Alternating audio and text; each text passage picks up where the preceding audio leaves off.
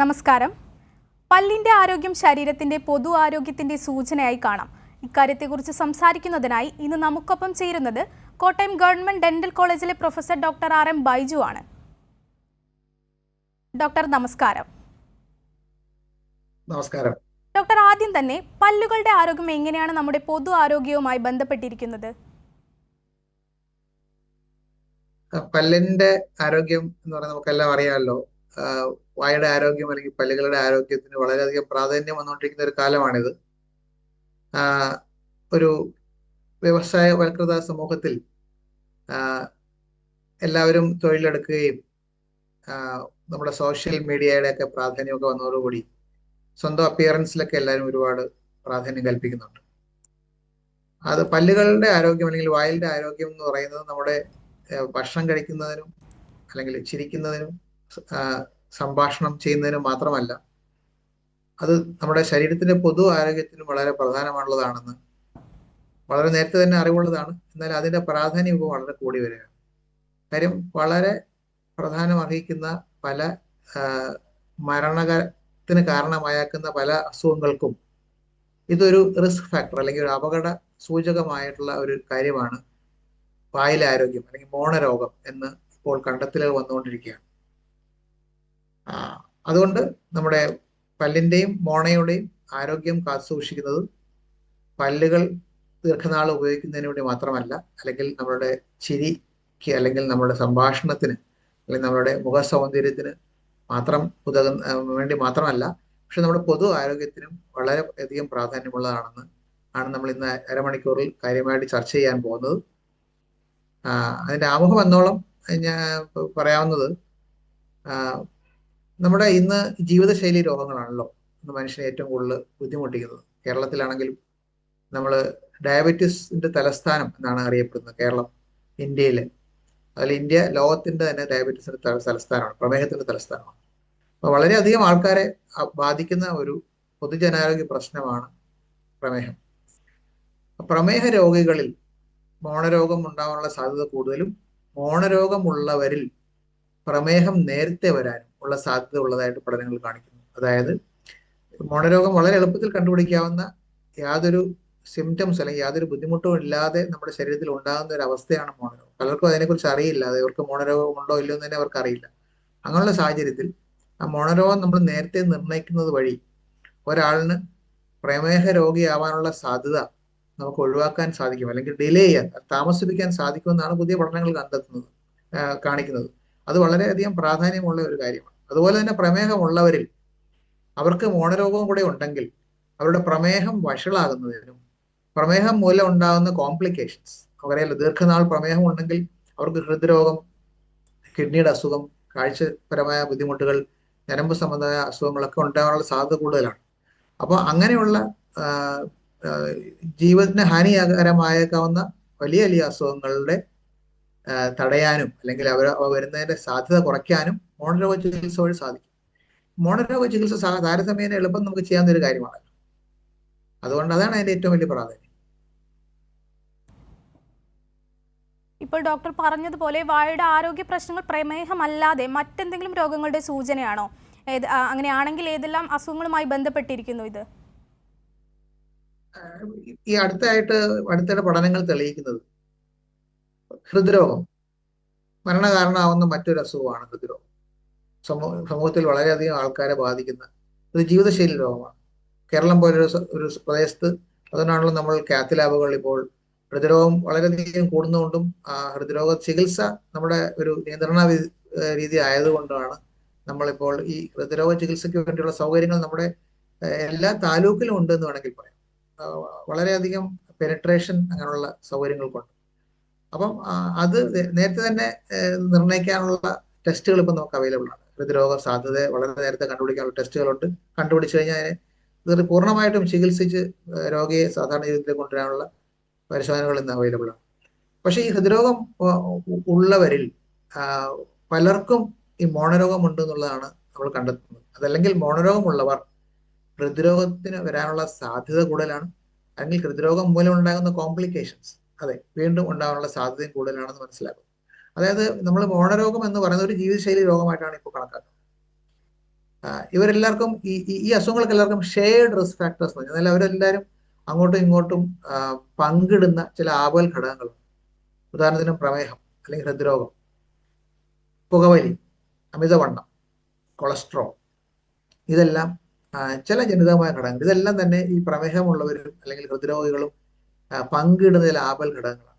അല്ലെങ്കിൽ ഇതെല്ലാം കോമൺ ആണ്, ഈ രണ്ട് അസുഖങ്ങളും കോമൺ ആണ്. അതുപോലെ തന്നെയാണ് മോണരോഗത്തിനും ഈ പറയുന്ന ഘടകങ്ങളെല്ലാം കോമൺ ആണ്. അപ്പോൾ ഒരു ഏതെങ്കിലും ഒരു അസുഖം ഒരാൾ കണ്ടുപിടിച്ചു കഴിഞ്ഞാൽ മറ്റുള്ളവയും കൂടെ നിയന്ത്രണവിധമാക്കാനായിട്ട് സാധിക്കും.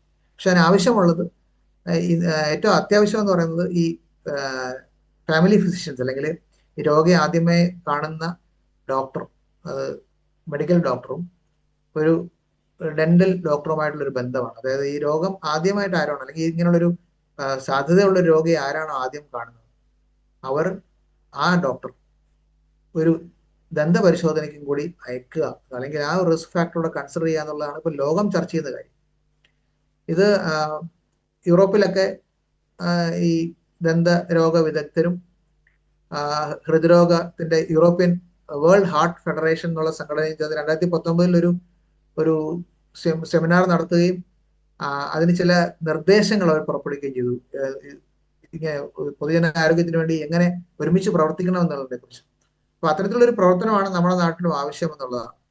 ഏതെങ്കിലും ഒരു രോഗിയിൽ നിന്നും ഏതെങ്കിലും ഒരു റിസ്ക് ഫാക്ടർ കണ്ടുപിടിച്ചു കഴിഞ്ഞാൽ, ഉദാഹരണത്തിന് ആ രോഗിക്ക് പ്രമേഹ സാധ്യത ഉണ്ടെങ്കിൽ, പ്രമേഹ രോഗിയാണ് എന്ന് കണ്ടുപിടിച്ചാൽ, അല്ലെങ്കിൽ ഹൃദ്രോഗ സാധ്യത ഉണ്ട് എന്ന് കണ്ടുപിടിച്ചാൽ, അവരെ തിരിച്ച് അവർക്ക് മോണരോഗ സാധ്യത ഉണ്ടോ അല്ലെങ്കിൽ മോണരോഗം ഇപ്പോൾ ഉണ്ടോ, അതിന് ചികിത്സിക്കാനായിട്ടുള്ള സൗകര്യങ്ങൾ ഒരുക്കുക എന്നുള്ളത് വളരെ പ്രധാനമാണ്. കാര്യം ഹൃദ്രോഗ ചികിത്സയെക്കാട്ടിലും പ്രമേഹത്തിന്റെ ചികിത്സയെക്കാട്ടിലും എത്രയോ എളുപ്പവും ചിലവ് കുറഞ്ഞതുമാണ് മോണരോഗത്തിന്റെ ചികിത്സ എന്നുള്ളത് കൊണ്ട് തന്നെ.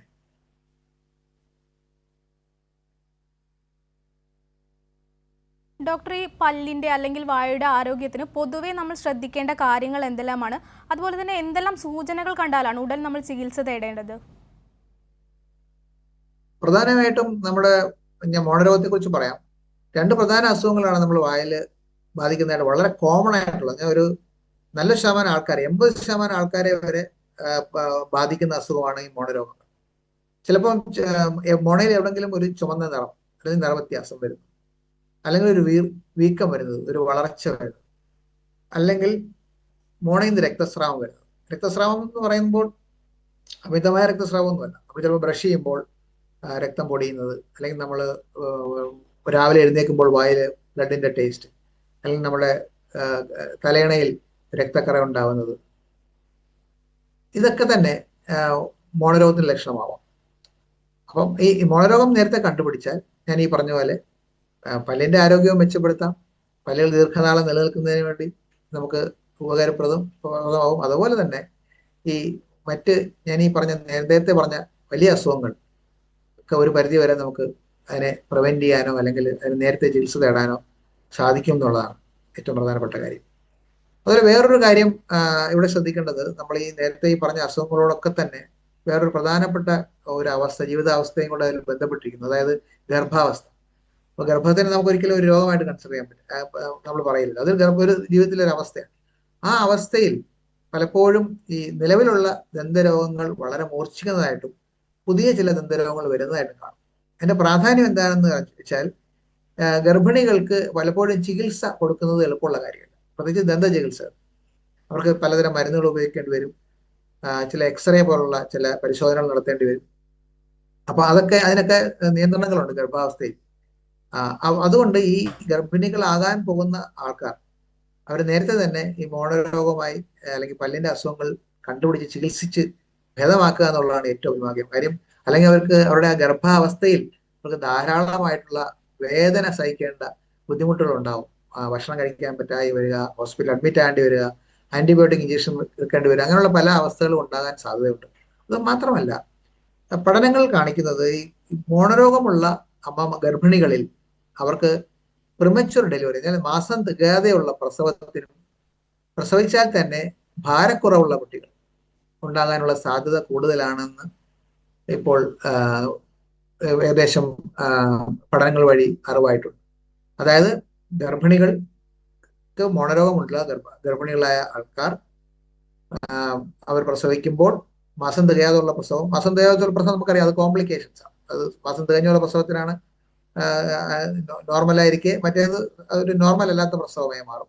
അപ്പോൾ കൂടുതലായിട്ടുള്ള കെയർ വേണം കുഞ്ഞിനെ ആണെങ്കിലും കുഞ്ഞിനും അമ്മയുടെയും അതിന്റെ ജീവന് വേണ്ടിയുള്ള കൂടുതലായിട്ടുള്ള ചിലവേറിയ നിയോനെറ്റൽ കെയർ ഒക്കെ ആവശ്യമായിട്ട് വരുന്നുണ്ട്. അതുകൊണ്ട് അതും അതുപോലെ തന്നെ ഭാരക്കുറവുള്ള കുട്ടികൾ അറിയാം. ഭാരക്കുറവുള്ള കുട്ടികൾക്ക് അവർക്ക് അവസ്ഥ തരണം ചെയ്ത് വരാനായിട്ട്, അല്ലെങ്കിൽ അവരുടെ ശൈശവ ഘട്ടം തരണം ചെയ്യാനായിട്ട് വളരെ ബുദ്ധിമുട്ടുള്ളതാണ്.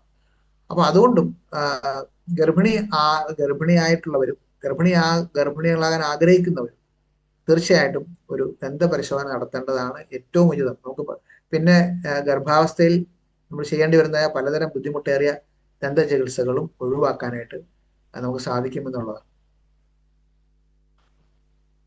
ഡോക്ടർ, ഇപ്പോൾ നമുക്കൊപ്പം ഒരു പ്രേക്ഷക കൂടി ചേരുന്നുണ്ട്. ഇലക്കാട് നിന്നും ദേവസിയാണ്. ഡോക്ടറോട് ചോദിച്ചോളൂ.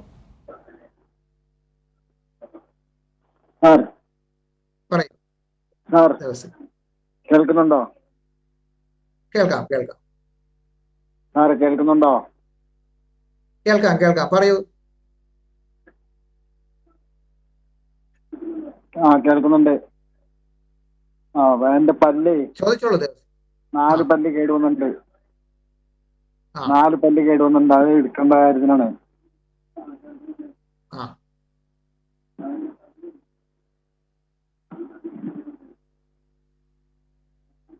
എന്താണ് സംശയം? പറയൂ, എന്താണ് ചോദിക്കാനുള്ളത്? ടിവിയിൽ ശ്രദ്ധിക്കാതെ ഡോക്ടറോട് സംസാരിക്കൂ. ഷുഗർ പ്രഷറൊന്നുമില്ല. പല്ലെടുക്കുന്നതിന് വല്ല ബുദ്ധിമുട്ടുണ്ടോന്ന് അറിയാനാണ്. ഷുഗറോ പ്രഷറോ ഒന്നും ഇല്ല എന്നുണ്ടെങ്കിൽ നമ്മൾ തൊട്ടടുത്ത ആരോഗ്യ കേന്ദ്രത്തിൽ പോയി ഡോക്ടറെ കാണിച്ച് ഡോക്ടറുടെ നിർദ്ദേശപ്രകാരം പല്ലെടുക്കാവുന്നതാണല്ലോ. മരുന്നുകൾ കഴിക്കുന്ന ആളാണോ? പല്ല് വെച്ച് തരുമെന്ന് അവിടുന്ന് തന്നെ. ആ സൗകര്യം ഇപ്പൊ എല്ലാ സർക്കാർ ആശുപത്രികളിലും ഉണ്ട്. നമ്മുടെ ഒരു ഡെന്റിസ്റ്റ് ഉള്ള എല്ലാ സർക്കാർ ആശുപത്രികളിലും പല്ല് വയ്ക്കുന്ന സൗകര്യമുണ്ട്. ശരി, താങ്ക് യു ഡോക്ടർ. തൊട്ടടുത്തുള്ള ആശുപത്രിയിൽ പോയി കാണിക്കും. ഡോക്ടർ, ഈ മോണരോഗങ്ങൾ നമുക്ക് എങ്ങനെ നേരത്തെ കണ്ടുപിടിക്കാൻ കഴിയും? മോണരോഗങ്ങൾ നമുക്ക് ഒരു രോഗിക്ക് സ്വയം പരിശോധനയിൽ കൂടി തന്നെ വളരെ എളുപ്പത്തിൽ സംശയം ഉള്ളവർ മനസ്സിലാക്കാൻ സാധിക്കും. അവർക്ക് മോണരോഗത്തിന് സാധ്യതയുണ്ടോ അല്ലെങ്കിൽ ഉണ്ടോ എന്നുള്ളത് ഒരു കണ്ണാടിയുടെ മുമ്പിൽ നിന്ന് അവര് മോണയിൽ നോക്കിയാൽ തന്നെ അറിയാൻ പറ്റും. സാധാരണഗതിയിൽ മോണയിൽ ചുമപ്പ് നിറം, ഞാൻ നേരത്തെ പറഞ്ഞില്ല, ചുവപ്പ് നിറം ഉണ്ടാവാം, ചില ഭാഗങ്ങളിൽ ചുവപ്പ് നിറം ഉണ്ടാകാം, വീക്കം ഉണ്ടാവാം, അല്ലെങ്കിൽ പെട്ടെന്ന് തന്നെ പല്ലുകൾ അകലുന്നു. നേരത്തെ അകൽച്ചയില്ലാതിരുന്ന പല്ലുകൾ പെട്ടെന്ന് അകലുന്നു. വളരെ ഒക്കെ ഉണ്ടാവുന്ന ഒരു പ്രോബ്ലമാണ്. പ്രത്യേകിച്ച് ഒരു മധ്യവയസ്സ്, 30 വയസ്സ്, 40 വയസ്സ്, 45 വയസ്സൊക്കെ ആവുന്ന പലർക്കും നേരത്തെ അവരുടെ പല്ലുകൾ വളരെ നിരവത്തിരുന്നതാണ്. പക്ഷെ പെട്ടെന്ന് 2 പല്ലിൽ തമ്മിൽ അകലം ഉണ്ടാവുന്നു, അല്ലെങ്കിൽ ഒരു പല്ല് ഇറങ്ങി വരും. നമ്മൾ നോക്കിക്കഴിഞ്ഞാൽ നമ്മൾ ടി വിയിലൊക്കെ പലപ്പോഴും കാണുന്ന പല രാഷ്ട്രീയ നേതാക്കളെ, അല്ലെങ്കിൽ വളരെ പൊതുരംഗത്ത് പ്രവർത്തിക്കുന്ന പലരെയും നമ്മൾ ടി വിയിലും ഒക്കെ കാണുമ്പോൾ അവരുടെ ചിരി പരിശോധിക്കുകയാണെങ്കിൽ അറിയാം, ചിലരുടെ പല്ലുകൾക്ക് ഒരു പല്ല് മാത്രമായിട്ട് കൂടുതലായിട്ട് നീണ്ടു നിൽക്കുന്നതായിട്ട് തോന്നുക. നേരത്തെ നിരവത്ത് ചെന്നതാവാം. അപ്പൊ അങ്ങനെയൊക്കെ വരുന്നത് മോണരോഗത്തിന്റെ ലക്ഷണമാണ്. മറ്റു വേദനയോ കാര്യങ്ങളോ ഒന്നും ഇല്ലാതെ തന്നെ. പലപ്പോഴും വേദന മോണരോഗത്തിന്റെ ഒരു ലക്ഷണമേ അല്ല. അതുകൊണ്ടാണ് മോണരോഗം കണ്ടുപിടിക്കാൻ എപ്പോഴും വളരെ താമസിക്കുന്നത്. ഒരു സൈലന്റ് ഡിസീസ് എന്നാ പറയുക. അപൂർവമായിട്ട് ചിലർക്ക് ഈ രക്തം വരുന്ന ഒരു കംപ്ലൈന്റ് ഉണ്ടാവാം. പക്ഷെ രക്തം വരുന്ന ഒരു അവസ്ഥ ഉണ്ടാകുമ്പോൾ തന്നെ നമ്മൾ മനസ്സിലാക്കേണ്ടത് മോണരോഗം കാര്യമായി ബാധിച്ചു കഴിഞ്ഞു എന്നുള്ളതാണ്. പക്ഷെ ഇത് ഒരു സാധാരണ ഒരു ഡെന്റിസ്റ്റിനെ കണ്ടാലോ അല്ലെങ്കിൽ മോണരോഗ വിദഗ്ധനെ കണ്ടാലോ അതിനുള്ള ചികിത്സ നേടാവുന്നേ ഉള്ളൂ. വളരെ സിമ്പിളായിട്ട് ഈ പല്ലിന്റെ ക്ലീനിങ്ങിൽ തുടങ്ങി മോണയുടെ സർജറി, ലേസർ ഉപയോഗിച്ചും അല്ലാതെയും ഒക്കെയുള്ള മോണയുടെ സർജറി വരെ നീളുന്ന വിപുലമായ ചികിത്സകളുണ്ട്. ഒരു ആന്റിബയോട്ടിക് കഴിക്കുകയോ അല്ലെങ്കിൽ ഒരു മരുന്ന് കഴിച്ചോ നമുക്ക് ഈ മോണരോഗം മാറ്റാൻ പറ്റില്ല. ഒരു ദന്തരോഗ വിദഗ്ധനെ കണ്ടുകൊണ്ടുള്ള ചികിത്സയിൽ കൂടി മാത്രമേ നമുക്ക് മോണരോഗമായിട്ട് പൂർണ്ണമായിട്ടും നമുക്ക് നിയന്ത്രണ വിധേയമാക്കാൻ പറ്റുള്ളൂ. ഈ നേരത്തെ പറഞ്ഞ പോലെ പ്രമേഹം അല്ലെങ്കിൽ ആസ്മ അല്ലെങ്കിൽ സന്ധിവാതം ഒക്കെ പോലെയുള്ള ഒരു ദീർഘനാളം നിലനിൽക്കുന്ന ഒരു അവസ്ഥയാണ് മോണരോഗം. അതുകൊണ്ട് ഒരിക്കൽ പോയി നമ്മളൊരു ചികിത്സ നേടിയത് കൊണ്ട് എല്ലാം ആകുന്നില്ല. തുടർ ചികിത്സകൾ മോണരോഗത്തിന് നിയന്ത്രണത്തിന് വളരെ അത്യാവശ്യമാണ്. ഈ തുടർ ചികിത്സ കൊണ്ട് മോണയിലുള്ള നീർക്കെട്ട് നമുക്ക് തടയാനും, ഈ നീർക്കെട്ടിൽ നിന്നാണ് മറ്റു പല അസുഖങ്ങളിലേക്കും പോകുന്നത്. ഇപ്പൊ നമ്മൾ മനസ്സിലാക്കുന്നത് ക്യാൻസർ പോലും ഈ നീർക്കെട്ട് അല്ലെങ്കിൽ ഇൻഫ്ലമേഷൻ എന്ന് പറയുന്ന ഒരു പ്രോസസ്സിന്റെ അനന്തരഫലമായിട്ടാണ് നമ്മളിപ്പോൾ മനസ്സിലാക്കുന്നത്. അങ്ങനെ ഉള്ളൊരു ക്രോണിക് ഇൻഫ്ലമേഷൻ അല്ലെങ്കിൽ ഒരു ദീർഘകാലം നിലനിൽക്കുന്ന ഒരു നീർക്കെട്ടാണ് ഈ മോണരോഗത്തിന് ആധാരമായിട്ടുള്ള പ്രോസസ്സ്. ഇതുണ്ടാക്കുന്ന വായിൽ ഉണ്ടാകുന്ന അണുക്കളാണ്. ഈ അണുക്കൾ നമുക്ക് കണ്ണുകൊണ്ട് കാണാൻ പറ്റുന്ന അണുക്കളല്ല. അത് പല്ലിന്റെ പുറത്തും മോണയിലും ഒക്കെ ഒരു നമുക്ക് കാണാൻ നേർത്ത ഒരു പടലം പോലെ പിടിച്ചിരിക്കുന്ന ഒരു പ്ലാക്ക് എന്ന് പറയുന്ന അല്ലെങ്കിൽ ടാർട്ടാർ എന്നൊക്കെ പറയുന്ന ഒരു സാധനമാണ്. അത് നമുക്ക് മരുന്ന് ഉപയോഗിച്ച് നേരത്തെ പറഞ്ഞ ഒരു മരുന്ന് ഉപയോഗിച്ചുകൊണ്ടോ അല്ലെങ്കിൽ ഒരു മൗത്ത് വാഷ് ഉപയോഗിച്ചുകൊണ്ടോ അല്ലെങ്കിൽ ഒരു പേസ്റ്റ് ഉപയോഗിച്ചുകൊണ്ടോ നമുക്ക് ട്രീറ്റ് ചെയ്യാൻ പറ്റുന്നതല്ല. ഒരു ദന്തരോഗ വിദഗ്ധനെ കാണിച്ച് ഈ പ്ലാക്ക് അല്ലെങ്കിൽ ഈ ബാക്ടീരിയയെ വിമുക്തമാക്കുന്ന ചികിത്സകളാണ് ആവശ്യം. മോണരോഗത്തിന്റെ ഞാൻ നേരത്തെ പറഞ്ഞ പോലെ ലക്ഷണം കാണിക്കുന്നത് ഈ പറഞ്ഞ പോലെ ചിലപ്പോൾ ഒരു പല്ലിന്റെ അകൽച്ച അല്ലെങ്കിൽ ഒരു പല്ലിന് മാത്രം ഇളകുന്നു. പല്ലിളകുമ്പോഴത്തേക്കും മോണരോഗം വളരെ മൂർച്ഛിച്ചുണ്ടാവും. അല്ലെങ്കിൽ പഴുപ്പുണ്ടാവുക, മോണയിൽ പഴുപ്പ് വരിക എന്നൊക്കെ പറയുന്നത് വളരെ മോണരോഗം വളരെ അധികരിച്ചിട്ടുള്ള അവസ്ഥയാണ്. തുടക്കകാലത്ത് ഒരു നിറവ്യത്യാസം അല്ലെങ്കിൽ ഒരു ബ്ലഡ് കളർ ചോര വരുന്ന അവസ്ഥ, വായിൽ ഒരു ടേസ്റ്റ് വ്യത്യാസം, തണുപ്പോ ചൂടോ തട്ടുമ്പോൾ ഉണ്ടാകുന്ന ഒരു പല്ലിനുണ്ടാകുന്ന ഒരു മരവിപ്പൊക്കെ ആയിരിക്കാം ആരംഭത്തിലുള്ള അവസ്ഥ. ഇത് ഡോക്ടർ, ഞാനൊന്ന് ഇടപെടുകയാണ്. നമ്മൾക്കൊപ്പം ഒരു പ്രേക്ഷക കൂടി ചേരുന്നുണ്ട്. കൊല്ലത്ത് നിന്നും റുവൈസയാണ്. ഡോക്ടറോട് ചോദിച്ചോളൂ. ഡോക്ടർ, ഈ പ്രമേഹ രോഗവുമായി എങ്ങനെയാണ് ഈ മോണരോഗം ബന്ധപ്പെട്ടിരിക്കുന്നത്? ഇത് നേരിട്ട് എങ്ങനെയാണ് പ്രമേഹവുമായി ബന്ധപ്പെട്ടിരിക്കുന്നത്? അതൊരു അങ്ങോട്ടും ഇങ്ങോട്ടും ഒരു കൊടുക്കൽ വാങ്ങലാണ് മോണരോഗവും പ്രമേഹവുമായിട്ട്. ഒരു ബൈ ഡയറക്ഷണൽ റിലേഷൻഷിപ്പ് എന്നാണ് അതിന് പറയുന്നത്. ഒരവസ്ഥ കാരണം മറ്റേ അവസ്ഥ ഉണ്ടാകുകയും മറ്റേ അവസ്ഥ അധികരിക്കുകയും ചെയ്യാം എന്നുള്ളതാണ്. അതുപോലെ തന്നെ അതായത് മോണരോഗമുള്ളവർക്ക് പ്രമേഹ സാധ്യത, പ്രീ ഡയബറ്റിസ് എന്നൊരു അവസ്ഥയാണ്. പ്രമേഹം ഉണ്ടാകുന്നതിന് മുന്നേ ഉള്ള അവസ്ഥ. അങ്ങനെയുള്ളവർക്കാണ് പെട്ടെന്ന് പ്രീ ഡയബറ്റീസിലേക്ക് പോകുന്നത്. പ്രീ ഡയബറ്റീസ് സ്റ്റേജ് നമുക്ക് ജീവിതശൈലി നിയന്ത്രണം കൊണ്ട് നമുക്ക് അത് വളരെ കാലം നീട്ടുകയും പ്രമേഹം തുടങ്ങാനുള്ള അവസ്ഥയെ എത്തിക്കാതെ നോക്കാനും സാധിക്കും. അപ്പം മോണരോഗം ഉള്ളവർക്ക് പ്രീ ഡയബറ്റീസ് ഉണ്ടാകാനുള്ള സാധ്യത കൂടുതലാണ്, ഡയബറ്റീസ് ഉണ്ടാകാനുള്ള സാധ്യത കൂടുതലാണ്. തിരിച്ചും പ്രമേഹം ഉള്ളവർക്ക് അവരുടെ ഒരു ആറാമത്തെ കോംപ്ലിക്കേഷൻ ആയിട്ട് ഈ ഹൃദ്രോഗം അല്ലെങ്കിൽ കിഡ്നിയുടെ അസുഖം, കാഴ്ചയെ ബാധിക്കുന്ന അസുഖം, ഞരമ്പുകളെ ബാധിക്കുന്ന അസുഖം പോലെ തന്നെ ആറാമത്തെ ഒരു കോംപ്ലിക്കേഷൻ ആയിട്ടാണ് മോണരോഗം ഉണ്ടാകുന്നത്. മോണരോഗം ഉണ്ടായിക്കഴിഞ്ഞാൽ അറിയാമല്ലോ, പല്ലുകൾ നഷ്ടപ്പെടുന്ന അവസ്ഥയാണ്. പല്ലുകൾ നഷ്ടപ്പെട്ടാൽ നമുക്ക് പല്ലുകളില്ലാത്ത അവസ്ഥ ലോകാരോഗ്യ സംഘടന നമ്മുടെ ജീവിത ഗുണനിലവാരത്തെ വളരെ ഗണ്യമായിട്ട് ബാധിക്കുന്ന ഒരു അവസ്ഥയായിട്ടാണ് കണക്കാക്കുന്നത്. ഒരു ഡിസബിലിറ്റി ആയിട്ടാണ് കണക്കാക്കുന്നത്. ഒരു വൈകല്യമായിട്ടാണ് പല്ലില്ലാത്ത അവസ്ഥയെ ലോകാരോഗ്യ സംഘടന കണക്കാക്കുന്നത്. അങ്ങനെ പല്ലില്ലായ്മ അല്ലെങ്കിൽ പല്ലുകൾ നഷ്ടപ്പെടാനുള്ള ഒരു പ്രധാന കാരണമാണ് മോണരോഗം എന്നുള്ളതാണ് നമ്മൾ അറിയേണ്ടത്. പ്രമേഹമായിട്ട് ഞാൻ നേരത്തെ പറഞ്ഞ പോലെ അങ്ങോട്ടും ഇങ്ങോട്ടും കൊടുക്കൽ വാങ്ങലാണ്. മോണരോഗം കാരണം പ്രമേഹം ഉണ്ടാകാം, പ്രമേഹം കാരണം മോണരോഗം ഉണ്ടാകാം. ഒന്നിന്റെ ചികിത്സ അല്ലെങ്കിൽ ഒന്നിന്റെ നിയന്ത്രണം വഴി മറ്റേ അസുഖവും മെച്ചപ്പെടുന്നു എന്നുള്ളതാണ്. അതായത് മോണരോഗം ചികിത്സിക്കുന്നത് വഴി മാത്രം നമുക്ക് 0.5% വരെ നമ്മുടെ ഡോക്ടർ, നമ്മളിപ്പോൾ മോണരോഗവുമായി ബന്ധപ്പെട്ട അസുഖങ്ങളെ പറ്റി പറഞ്ഞു. പ്രമേഹം, അതുപോലെ തന്നെ ഹൃദ്രോഗം എന്നിവയെല്ലാം ഈ മോണരോഗവുമായി ബന്ധപ്പെട്ടിരിക്കുന്നു. ഇത് കൂടാതെ മറ്റെന്തെല്ലാം അസുഖങ്ങളാണ് മോണരോഗവുമായി ബന്ധപ്പെട്ടിരിക്കുന്നത്? നമ്മൾ പറഞ്ഞു വന്നതിനിടയ്ക്ക് ഒരു ബ്രേക്ക് വന്ന് കട്ടായിപ്പോയി. അത് വളരെ പ്രധാനപ്പെട്ട ഒരു പോയിന്റാണ് ഞാൻ പറഞ്ഞു വന്നത്. അതായത് നമ്മൾ മോണരോഗ ചികിത്സ വഴി പ്രമേഹ നിയന്ത്രണം നമുക്ക് കുറച്ചുകൂടെ എളുപ്പമാക്കാൻ സാധിക്കും എന്നുള്ളതാണ്. അപ്പം പ്രമേഹമുള്ളവർക്ക് മോണരോഗവും കൂടി ഉണ്ടെങ്കിൽ വളരെയധികം പേർക്ക് അത് ഉണ്ട് എന്നുള്ളതാണ്. രണ്ടും കൂടി ഒരുമിച്ചാണ് സാധാരണ വരാറ്. അങ്ങനെയുള്ളവർക്ക് മോണരോഗത്തിന്റെ നിയന്ത്രണം വഴി അവരുടെ പ്രമേഹത്തിനെ നിയന്ത്രിക്കാൻ സാധിക്കും ഒരു പരിധി വരെ. അതായത് 0.5%, 0.5% വരെ ഈ HbA1c എന്നുള്ള ടെസ്റ്റ് ഒക്കെ ഇപ്പം എല്ലാ പ്രമേഹ രോഗികൾക്കും അറിയാവുന്നതാണ്. ഒരു 3 മാസത്തിൽ ഒരിക്കൽ ചെയ്യാറുള്ള പരിശോധനയാണ്. അവരുടെ രക്തത്തിലെ പഞ്ചസാരയുടെ അളവ് അറിയുന്ന ഒരു പരിശോധനയാണ്. അതിനെ ഒരു 6.5 അല്ലെങ്കിൽ 7 നമ്മൾ നോർമലായിട്ട് കണക്കാക്കുന്നത്. ഒരു 7% വരെ HbA1c ഉണ്ടെങ്കിൽ അത് പ്രമേഹം നല്ല നിയന്ത്രണത്തിലാണെന്ന് നമ്മൾ മനസ്സിലാക്കുന്നത്. അപ്പൊ അങ്ങനെയുള്ള പ്രമേഹ നിയന്ത്രണത്തിൽ ഒരു 0.5% വരെ HbA1c കുറയ്ക്കാൻ മോണരോഗ ചികിത്സ കൊണ്ട് മാത്രം സാധിക്കും എന്നുള്ളത് വളരെ ഒരു വിശ്വസനീയമായ ഒരു വലിയ പഠനം വെളിവാക്കിയിട്ടുണ്ട്. അതിന്റെ പിൻബലത്തിലാണ് നമ്മൾ എപ്പോഴും പറയുന്നത് ഈ മോണരോഗമുള്ളവർ പ്രമേഹമുള്ളവർ തീർച്ചയായും അവർക്ക് റെഗുലറായിട്ട് സ്ഥിരമായിട്ട് മോണയുടെ ആരോഗ്യം നിലനിർത്തേണ്ടത് അല്ലെങ്കിൽ മെച്ചപ്പെടുത്തേണ്ടത് ആവശ്യമാണ്. പല പ്രമുഖ പ്രമേഹ നിയന്ത്രണ പ്രമേഹ സ്പെഷ്യലിസ്റ്റുകളും അല്ലെങ്കിൽ അതിന്റെ ചികിത്സ നടത്തുന്ന സ്ഥാപനങ്ങളും ഈ പ്രോട്ടോകോൾ ഈ ഒരു നടപടിക്രമം പാലിക്കാറുണ്ട്. ഒരു കൃത്യമായ ഇടവേളകളിൽ ഇത്തരം രോഗികളെ ഒരു മോണരോഗ വിദഗ്ധനെ അല്ലെങ്കിൽ ഡെന്റൽ സ്പെഷ്യലിസ്റ്റിന്റെ പരിശോധനയ്ക്ക് വിധേയമാക്കാറുണ്ട്.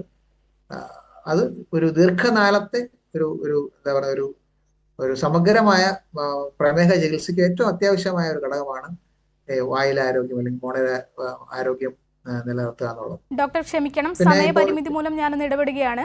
പല്ലിന്റെ ആരോഗ്യം ശരീരത്തിന്റെ പൊതു ആരോഗ്യത്തിന്റെ സൂചനയായി കാണാമെന്ന വിഷയത്തെക്കുറിച്ചാണ് ഹലോ ഡോക്ടർ ഇന്ന് സംസാരിച്ചത്. കോട്ടയം ഗവൺമെന്റ് ഡെന്റൽ കോളേജിലെ പ്രൊഫസർ ഡോക്ടർ RM ബൈജു ആണ് നമുക്കൊപ്പം ചേർന്നത്. ഡോക്ടർ നന്ദി. Thank you. ഹലോ ഡോക്ടറിന്റെ ഇന്നത്തെ സമയം ഇവിടെ അവസാനിക്കുന്നു. നന്ദി, നമസ്കാരം.